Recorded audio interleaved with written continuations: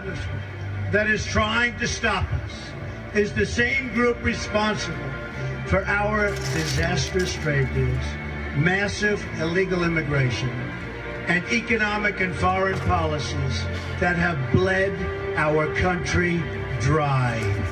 The political establishment has brought about the destruction of our factories and our jobs as they flee to Mexico, China, and other countries all around the world. It's a global power structure that is responsible for the economic decisions that have robbed our working class, stripped our country of its wealth, and put that money into the pockets of a handful of large corporations and political entities. This is a struggle for the survival of our nation, and this will be our last chance. The most powerful weapon deployed by the Clintons is the corporate media, the press. Let's be clear on one thing. The corporate media in our country is no longer involved in journalism. They're a political special interest, no different than any lobbyist or other financial entity with a total political agenda, and the agenda is not for you, it's for themselves. Only a question of when. And I knew the American people would rise above it and vote for the future they deserve. The only thing that can stop this corrupt machine is you.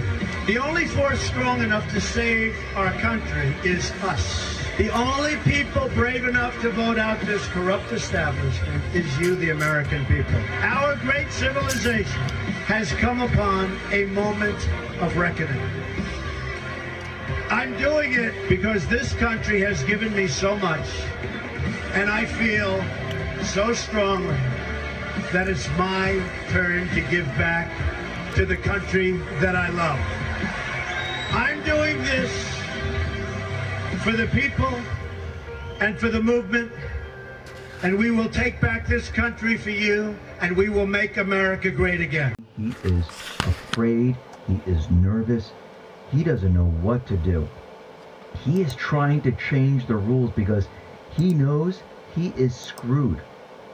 So the incoming House Intelligence Committee Chairman, Adam Schiff, called the Justice Department's Office of Legal Counsel to reevaluate its opinion that a sitting president can't be indicted under circumstances in which the failure to do so may mean that person escapes justice. Wow. Is he projecting right now? Yes. And is he trying to change the rules because he realizes that he is stuck right now?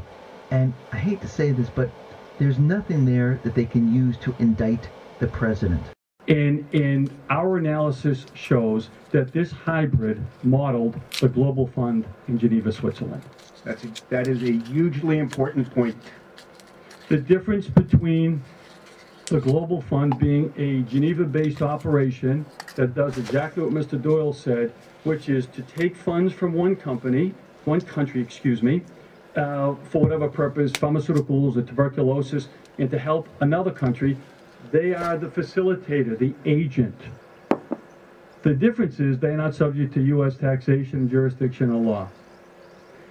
The Clinton Foundation, in conjunction with those same donor countries to the Global Fund and the same recipient countries as the Global Fund, created a separate entity called UNITAID that was formed in 2006.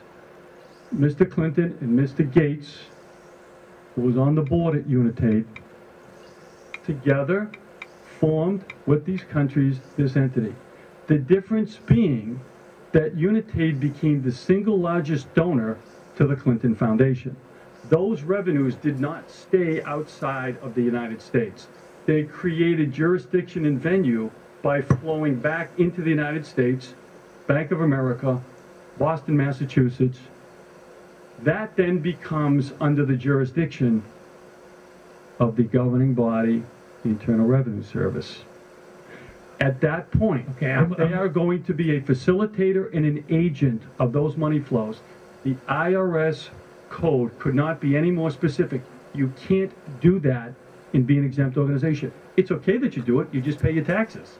Okay, I'm going to cut you off there. The gentleman's time has expired, and bluntly, maybe dumb it down for me. I mean, you're talking about stuff that, quite frankly, I have no clue. You know, when you start quoting different statutes and things like that, the average American, we just want to know if there's wrongdoing or not. And I know you say you don't have an opinion. If you don't have an opinion, then why did you file a probable cause filing with the I.R.S? Because obviously you have an opinion that something was wrong, or you wouldn't have done a probable cause. Is that correct? Based on our facts. On facts. Based on your facts, do you believe there's probable cause of wrongdoing? Yes or no? Yes.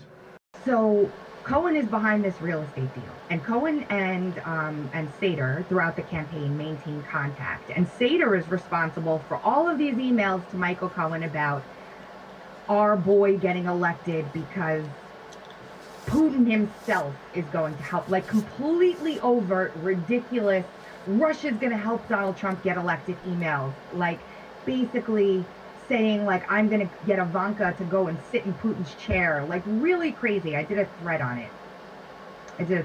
And we're going to go through the thread in a second. Basically, Sater is yet another intelligence asset that was somehow in the Trump sphere, outside of Stefan Halper and, you know, all the rest of them. Sater was another one who had very, very, very closely worked with the U.S. government as an intelligence asset. So now we're seeing all of this stuff come out today about Michael Cohen lying about his contact with Russians and a real estate deal. This is it. It's the Sater connection. Family. It was during the time that his father was vice president. He was fighting the so-called war on drugs, that young Jeb Bush, you allege in your book, was involved in drug trafficking. Now, what evidence is there for that? Yeah, there's actually three things. One, Congressman John LaBoudiere backs me up on this. Jeb was very clearly dealing in cocaine and marijuana when he was in boarding school, when he was in college. A veteran newspaper reporter at the Houston Chronicle has a very important report in my book about learning that Jeb and John B. Connolly Jr., son of Texas Governor John Connolly, and Dudley Farenholt, the son of Sissy Farenholt, a famous Texas Democrat state senator who ran for governor, were arrested by the Houston police for bringing a kilo of cocaine into Houston. That, of course, was erased from the public record, and they were never prosecuted.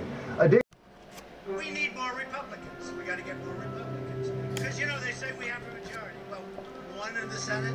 We need more to get it done and continue to make America great again. Organized crime family. It was during the time that his father was vice president. He was fighting the so-called war on drugs, that young Jeb Bush, you allege in your book, was involved in drug trafficking. Now, what evidence is there for that? Yeah, there's actually three things. One, Congressman John LaBoudiere backs me up on this. Jeb was very clearly dealing in cocaine and marijuana when he was in boarding school, when he was in college. A veteran newspaper reporter at the Houston Chronicle has a very important report in my book about learning that Jeb and John B. Connolly Jr., son of Texas Governor John Connolly, and Dudley Farenholt, the son of Sissy Farenholt, a famous Texas Democrat state senator who ran for governor, were arrested by the Houston police for bringing a kilo of cocaine into Houston. That, of course, was erased from the public record, and they were never prosecuted. Additionally, you have numerous reports of Jeb's involvement in Iran-Contra. He was one of the principal movers, where, as you know, millions of dollars worth of cocaine were brought into the United States through Mena, Arkansas, where they had a friendly governor more than happy to take his piece. That would be Bill Clinton. And then that was converted to cash to illegally finance the Nicaraguan Contras on the ground in Nicaragua. The whole story of Barry Seal, the notorious and famous drug trafficking pilot for the Central Intelligence Agency,